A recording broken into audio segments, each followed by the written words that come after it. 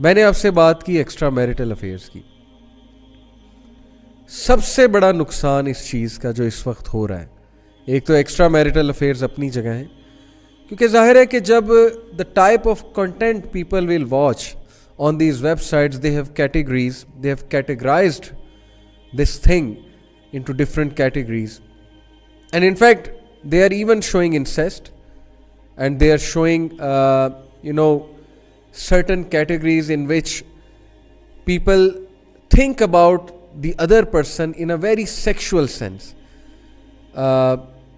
جس سے یہ سوچ اجاگر ہوتی ہے ایک انسان جو اس کو دیکھ رہا ہوتا ہے, ڈیفینیٹلی اس کا برین تو افیکٹ ہوگا نا, اس کا مائنڈ تو اس سے افیکٹ ہوگا, جس سے اس کے مائنڈ میں اگلے بندے کے لیے جس سے وہ انٹریکٹ کر رہا ہے, چاہے وہ اس کا کوئی ریلیٹیو ہو یا ریلیٹیو ہو, ایون ٹیچر, ایون جو ہے وہ ٹیوٹر, ایون جو ہے وہ جن سے وہ انٹریکٹ کر رہا ہے ایٹ دا ورک پلیس, ان کے بارے میں یہ سوچ آئے.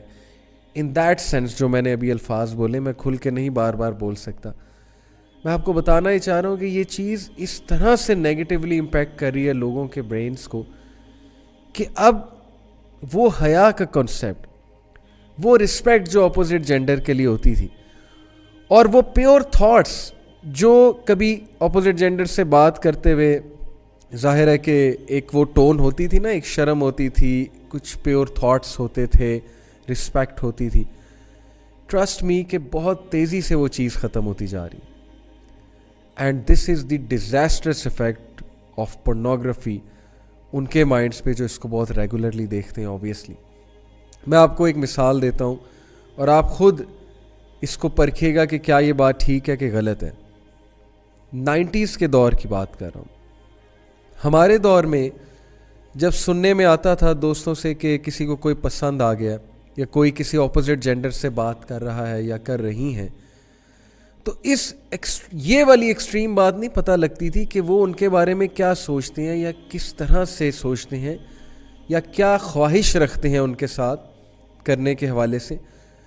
اب ایسی باتیں سننے کو ملتی ہیں یوتھ سے. یوتھ بیٹھی ہوئی ہے جی, آپس میں تصویریں شیئر ہو رہی ہیں, آپس میں کمپٹیشن ہو رہا ہے جی کہ اب تو یہ تصویر دکھا, میں یہ تصویر دکھاتا ہوں. کس کی؟ ظاہر ہے گرل فرینڈس کی. اور وہ بیچاری جو بے وقوف ہیں, میں اب کیا اس بارے میں بات کروں, جو اگلوں پہ ٹرسٹ کر کے اپنی پکچر بھی شیئر کر لیتی ہیں, یہ جانے بغیر کہ وہ پکچر کہاں تک شیئر ہوتی ہے اور وہ کس طرح مس یوز ہو سکتی ہے وہ پکچر. تو ان کے لیے میں صرف دعا ہی کر سکتا ہوں کہ اللہ تعالیٰ انہیں سمجھ عطا فرمائے, اللہ انہیں ہدایت عطا فرمائے.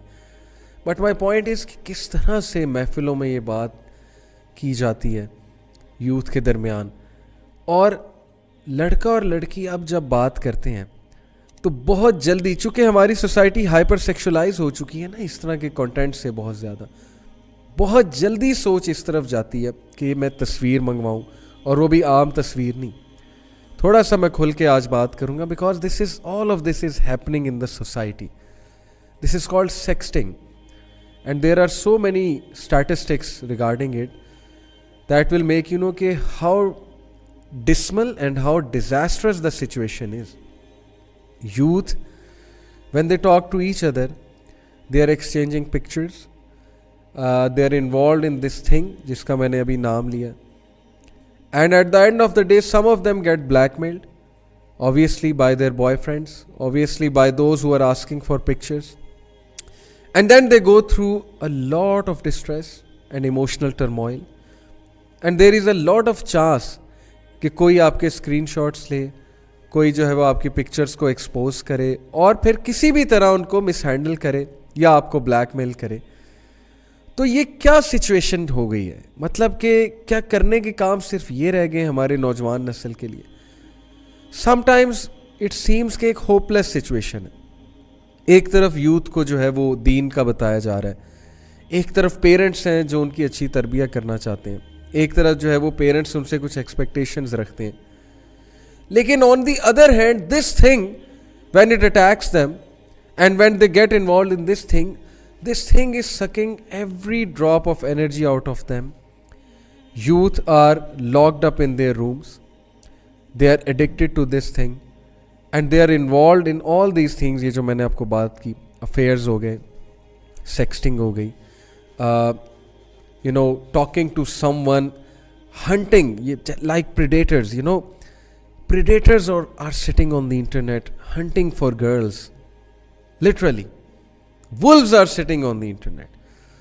Facebook pages बने हुए हैं जहाँ पे जी लड़के लड़कियाँ आपस में बातें कर रहे हैं, वहाँ से अफेयर्स बन रहे हैं, वहाँ से रिलेशनशिप्स, हराम रिलेशनशिप्स बन रहे हैं. और फिर बस ठीक है, जब शर्म ना करो तो फिर जो चाहे करो, लगे हुए हैं जी सारे. और यही कुछ चल रहा है. कितनी हमारे पास ऐसे केसेस आते हैं. मैं सिर्फ आपको एक केस सुनाऊंगा और ये बात जहन में रखिए कि जब भी हम किसी का केस डिस्कस करते हैं, बात करते हैं, तो उससे इजाज़त ली होती है कि क्या हम लोगों के फ़ायदे के लिए आपकी बात आगे कर सकते हैं विदाउट टेकिंग द नेम. तो ये बात जहन में रखिएगा कि ऑलवेज पीपल परमिट अस.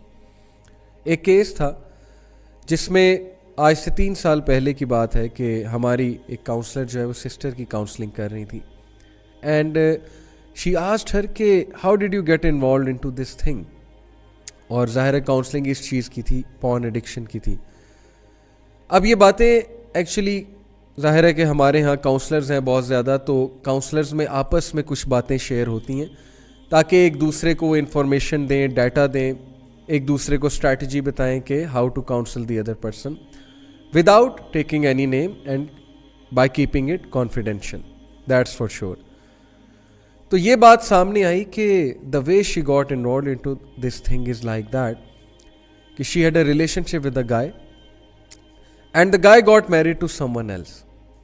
उनकी शादी कहीं और हो गई, बड़ी कॉमन स्टोरी है.